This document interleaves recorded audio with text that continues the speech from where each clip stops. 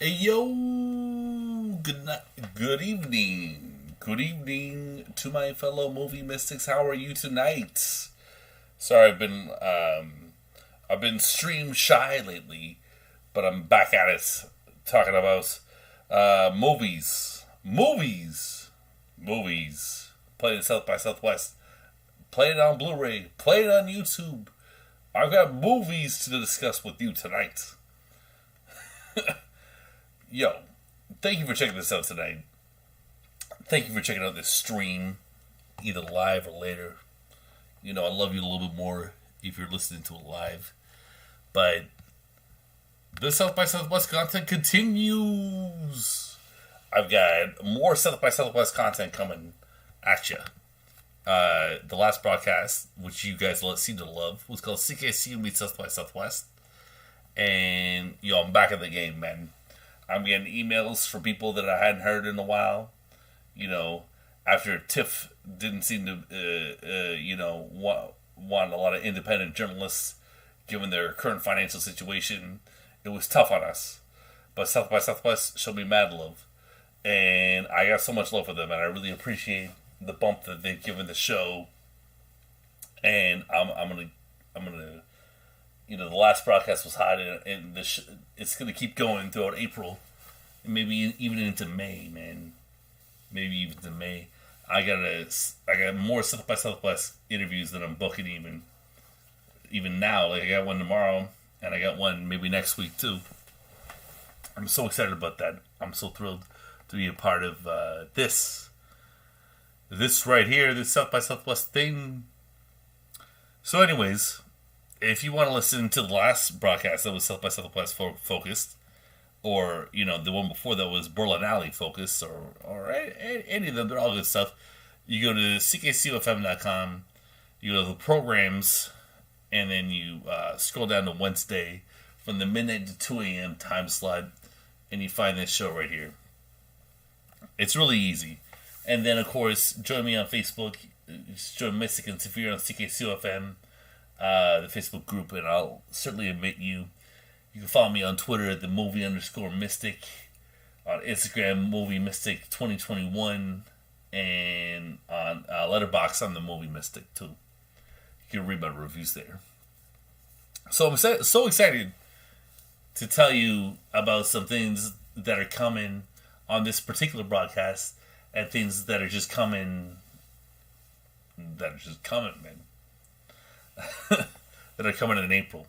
What I'm talking about specifically is I got WuTang Collection reviews. So you can see right here, Mystery of Chess Boxing, Invincible Armor, and Shaolin vs. Wu-Tang. All three of these films are going to be reviewed on the next Mystic and Severe. And if you go to WuTang Collection, you can find lots of good stuff.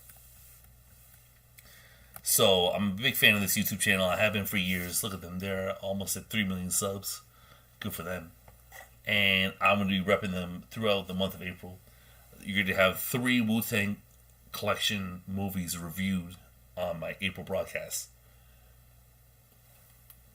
The fact is, I've got 3 broadcasts coming in April. Typically, it's 2 per month, but there are exceptions. Often in October. But this year will be in April and September. There are 52 weeks in the year, So it doesn't land perfectly 2 per month. You get 3 per month. Never 4 per month. Never 1 per month. 2 often, 3 sometimes.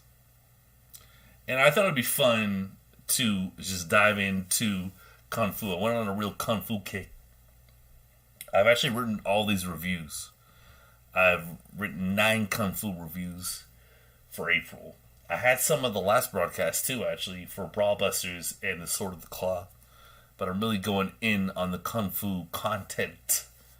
Because, why? Because I like Kung Fu movies. That is the best reason to give you. I like kung fu movies, and I want you to watch kung fu movies.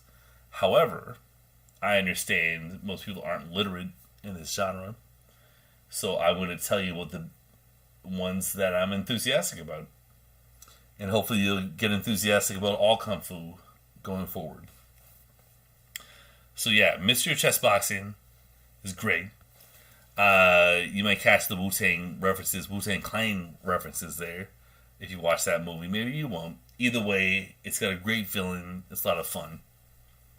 And wait for my review for that. That'll be going on Letterboxd too. And then Invincible Armor is a lot of fun. I'm a big fan of that, and I'm a huge fan of Shaolin vs. Wu-Tang. And another thing I thought I would mention is, I did post this, so I got these Blu-rays from Film Movement. So, Film Movement is a streaming service as well, and I didn't realize that they put out Blu-rays, and then when I got their Blu-rays, I realized that they indeed put up some Blu-rays that I had considered purchasing before. Heroes Shed No Tears by John Woo, and also The Great Silence by Sergio Corbucci. And, Heroes Shed No Tears I don't think I've seen. No, I have not seen. I'm confusing there's a movie called Bullet in the Head by John Woo, which is another war movie, like Heroes Shed No Tears, but I have not seen that, Heroes Shed No Tears. The Great Silence is amazing, and after I submit my reviews to these movies, I'm going to try to get those Blu-rays from my contacts at Film Movement. But that's not a sure shot. I would love to review them in April, but that's not a sure shot. So there are 3 films that they did send me, and they're all British World War II movies from the 1950s. And I like characters that are, compelled by ideas, and they go on a journey. First, it's an idea, and it's in their head, and it's great, and then it's like it's going to be implemented, and then that's a new thing, and then you have to live with the results. And anyways, I really liked this movie. I thought it was really entertaining, and I liked the main character a lot. So, I want to read the write-up. An epic war story of World War II. Scientist Dr. Barnes Wallace believes World War II can be shortened by destroying the Ruhr dams, thus paralyzing the enemy's industrial nerve center. In spite of the difficulties caused by the critical situation at the time, he worked steadily to perform a special bomb of his own invention for the purpose. Air Race Wing Commander Guy Gibson is chosen to form, train, and lead the hand-picked squadron. Flying at treetop level, they cross the Rhine and attack the first dam, Moyne. The bombers seem unable to maintain the accuracy essential for success, and suddenly the masonry begins to crumble. The final attack scene inspired the attack on the Death Star in the first Star Wars film. That's actually like, the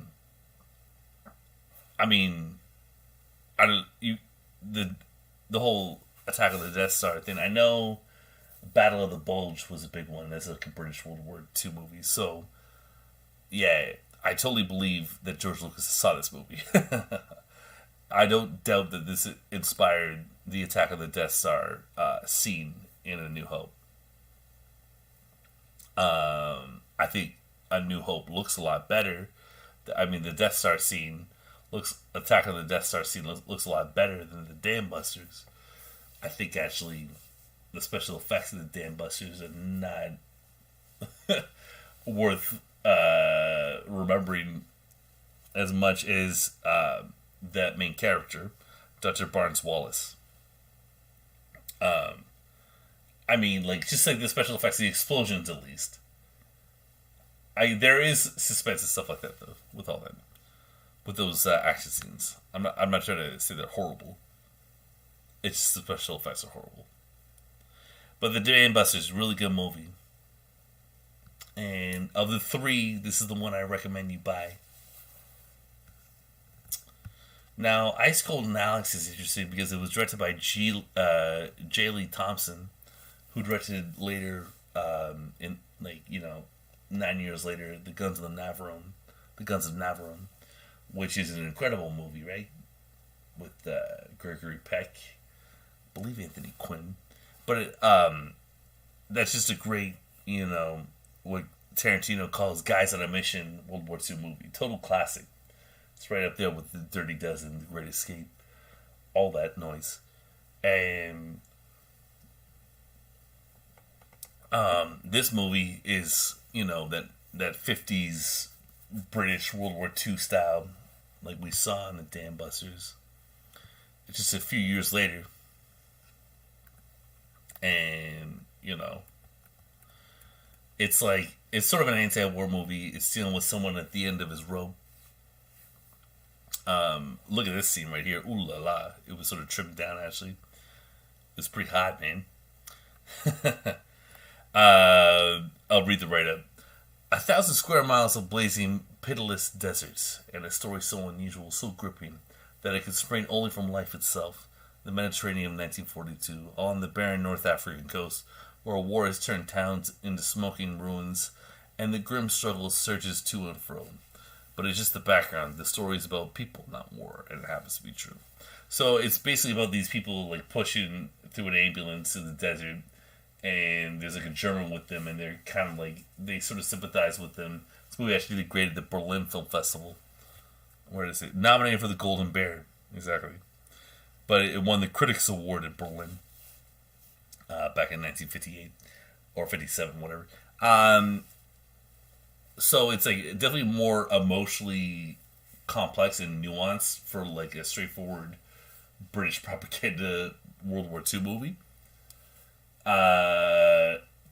Some things just don't age well with it, and I don't know what to say, man. I just wasn't totally into it like I wasn't with the Dam Busters. I was less compelled. There's some cool stuff on the Blu-ray. John Mills' home videos shooting this movie are pretty cool to see. This was shot in Libya back in the day. It's a pretty good movie. And then you have Dunkirk, which is probably the least layered of all these movies. It's I was loving this. I sort of lost my mojo with this for these movies. And then with this one, it was at first I liked that it was more like a traditional war movie than Ice Cold and Alex, which is pretty transgressive. So I was getting ready for it, but then it just got a little jingoistic and it hasn't aged amazing, great. It ends up not being a hot take on anything really. It's just sort of the conventional thing, which is okay. I just I don't really care. So I'll read the write-up. One of the most detailed cinematic representations of World War II, Dunkirk recounts the dramatic events of Operation Dynamo, the Royal Navy's evacuation of over 350,000 Allied troops from Nazi-occupied France in 1940. Told from dual perspectives, the epic film follows stranded British Army Corporal Tubby Binns, played by John Mills, and civilian volunteers Charles Foreman and John Holden, whose destinies intersect on the beaches of Dunkirk. It's okay, great. Let's watch the Christopher Nolan movie. Who cares?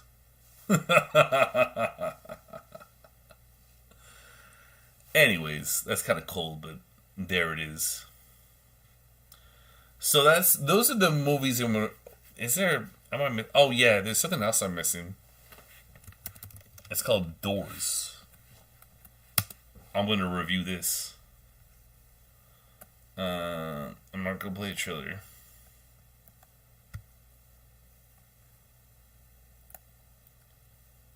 So, no, we're not going to watch this. Jesus Christ. A lot of stuff's popping up. So, this movie is on VOD, and it's like an anthology movie, sort of horror science fiction. It's kind of like if Arrival was made by the VHS guys. I don't know if you've seen VHS. That's a horror anthology. and analog and creepy, and I'm a big fan of it. I love part two with Jason Eisner, the parts directed by Jason Eisner and Gareth Evans.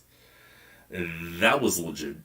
So think kind of like underground indie horror guys doing a rival for an anthology movie with sort of coronavirus themes.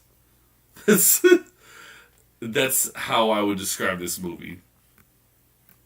And it's available on VOD. And I really liked it, which doesn't mean I loved it.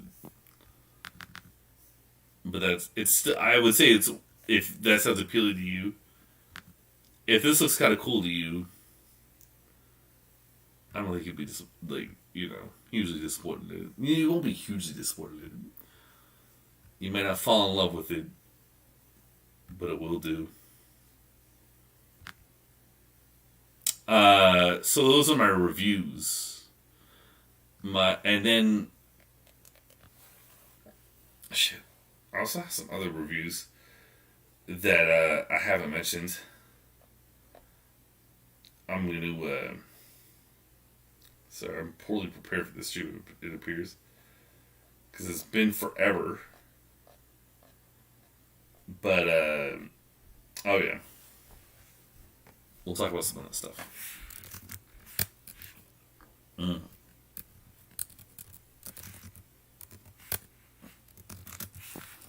So this is kind of neat.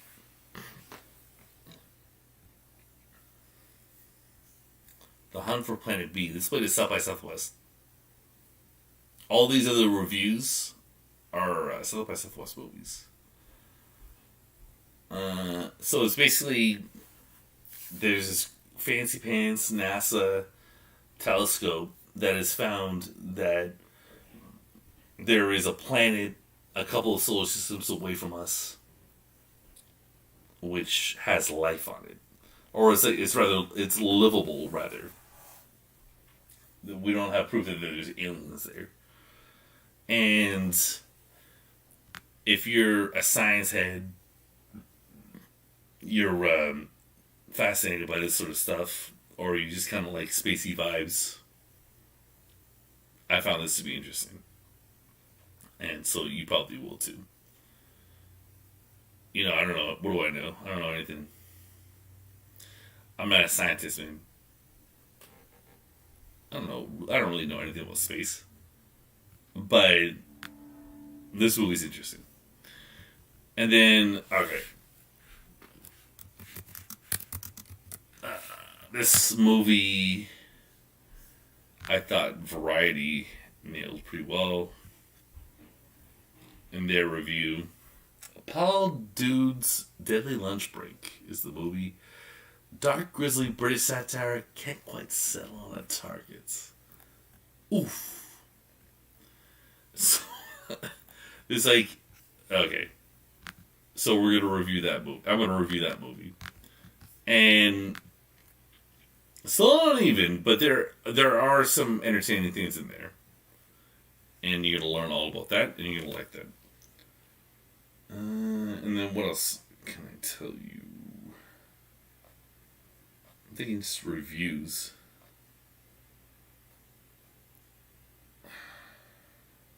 I know there's a couple I'm missing.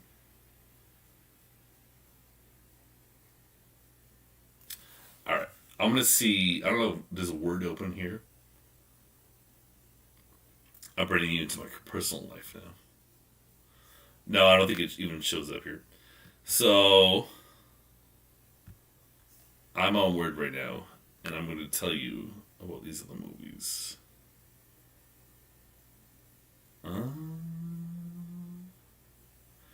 Okay. So. Aha.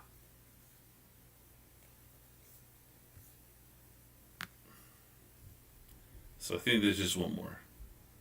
I'm going to scan through this one more time.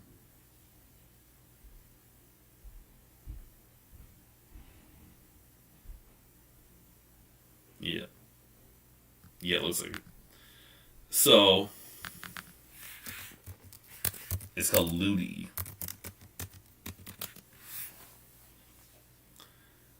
And it's okay. It's not amazing, but it's pretty good. There was a thing in it, I thought it was pretty subpar until a certain moment. So, here she is, hardworking, Haitian immigrants, and then there's like a change in the dynamic, in her thinking of just like grind, grind, grind, work, work, work, good, good, good. There is a change. And I found that fascinating. So, yeah, there's Louis. So if you had a lot of reviews for movies that I don't have interviews for, but because I only have 4 interviews per broadcast typically. But let's talk about those movies. So, coming from the Young Turks is the Oxy Kingpins. So I'm happy. I saw on Twitter. If you check out TYT producer Dre Bernardi, she retweeted the fact that I have an interview with her and director Brendan Fitzgerald, who directed this movie, of course. So that's what's going on. So it's basically about the OxyContin crisis and what Big Pharma is getting away from. And it's pretty unbelievable stuff. It's going to make you really pissed off when you hear about this. And so I get a lot of content, obviously, when I do a film festival, like the immersive experience like this, when I get credentials and like a lot of interviews, and I get a lot of content, and some stuff I gotta put out like right away. That's like part of the deal.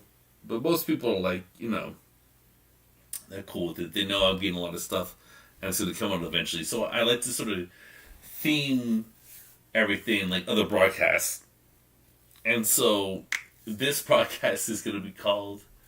This is a big announcement. It's gonna be called Some Hippie Stuff from Austin, Texas. Because TYT. They're down with the hippie stuff. The bunch of hippies. Bunch of angry hippies. They're hippies who do stuff. They're hardworking hippies who do stuff that make you angry. Right? That's what Cenk Uygur is all about. Or Cenk Uygur, sorry. His biopic, the documentary about him is called Mad as Hell. And this documentary does make you mad as hell. It's not, you don't see him in this documentary. But this documentary will make you very angry. And I mean like a righteous anger too, so don't get it twisted. So coming up next, I've got an interview with Kelly Callie, as well as co-director Angelique Molina. So Kelly Callie co-wrote, starred, co-directed this movie. And I thought it was really good. It's so far... Well, it's the first movie I've seen set during coronavirus. And I thought that was fun. I thought they did a good job with it. It's like novel at first, right? It's like, when it's your first time seeing a movie set in the times we live in, you're into it. But then, that feeling lasts like 10, 15 minutes. The movie's actually really good. It's about a woman sort of roller skating around trying to make ends meet. And they're interested in influences from A Life is Beautiful to Homer, The Odyssey. And I found... when I started the movie early in the morning, before going into a shit, I didn't know if it was going to be good or bad. And I actually really liked it, and it made me happy to go through my shifts and go through my day. And then I was happy to talk to the co-directors. I was generally very excited that was going to go down. And it's like, Oxy Kingpins in this movie, like, I'm just really happy to cover them, because they're awesome. Like, I'm just happy to be a part of the show. Be a part of the wheel. I really recommend it when you get a chance to see it. And it definitely won awards, right? It won awards. But that's the best award. Kelly Callie won an award, I think, for multitasking.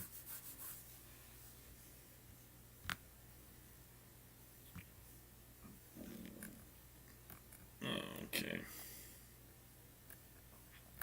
I'm not going to find it. But it did win an award. Trust.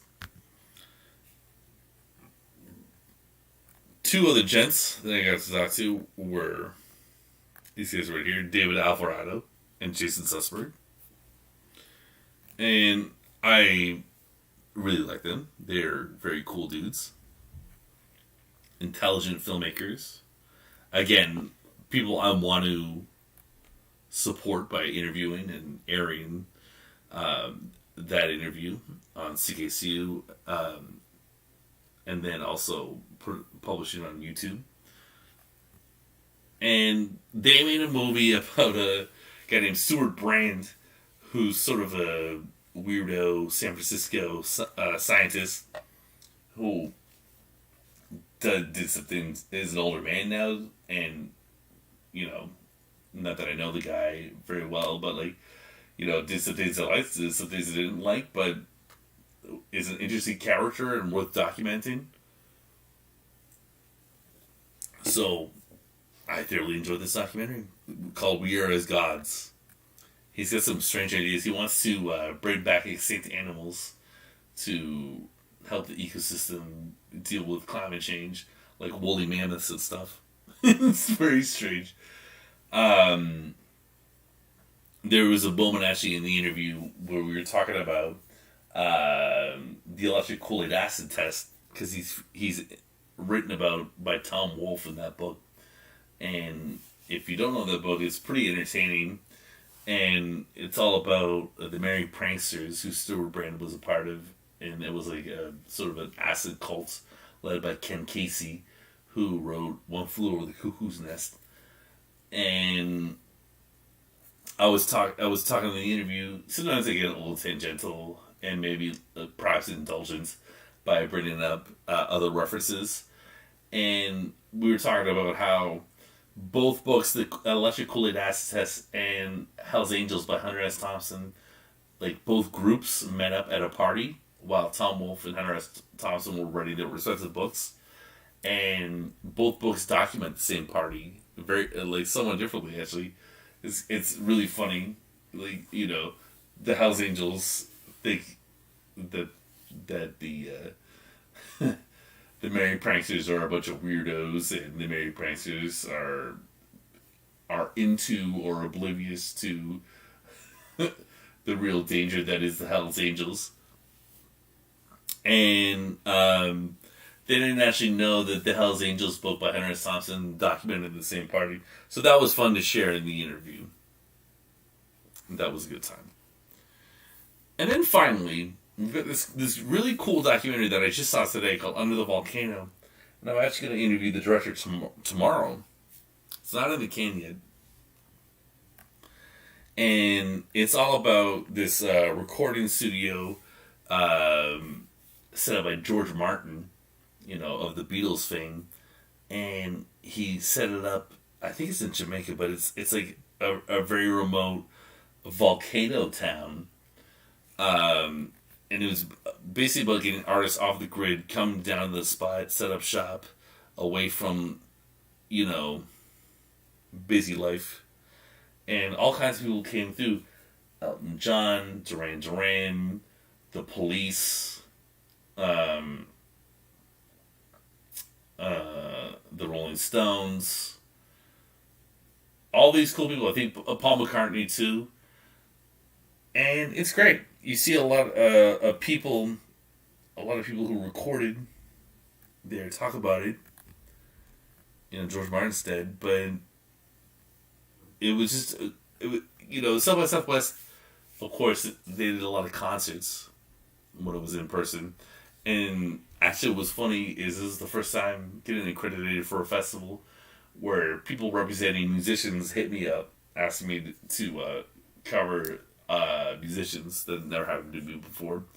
So I think it's great that for this next broadcast, I cover a documentary that talks about, music. Since South by Southwest is not just a film festival, it's panels, it is a film festival, and it's also concerts. So it's all good stuff. So you got Under the Volcano, you got We Are As Gods, you got Thanks, I'm Fine, Thanks for Asking, and you've got the Oxy Kingpins. Those are the interviews. And then for reviews, we've got Paul Dude's Deadly Lunch Break, Ludi, and The Hunt from Planet B. And then Doors. That's the non South by Southwest or Blu-ray or anything else. It's just available on VOD. And then for the Blu-rays, we've got Dunkirk, High School and Alex, The Dam Busters, and God, there's a lot of reviews. Shaolin vs. WuTang, Invincible Armor, and The Mystery of Chess Boxing from WuTang Collection. So we're talking about VOD, Blu-ray, Kung Fu, South by Southwest movies, and then 4 South by Southwest interviews. It's a jam-packed broadcast. It's really fantastic stuff.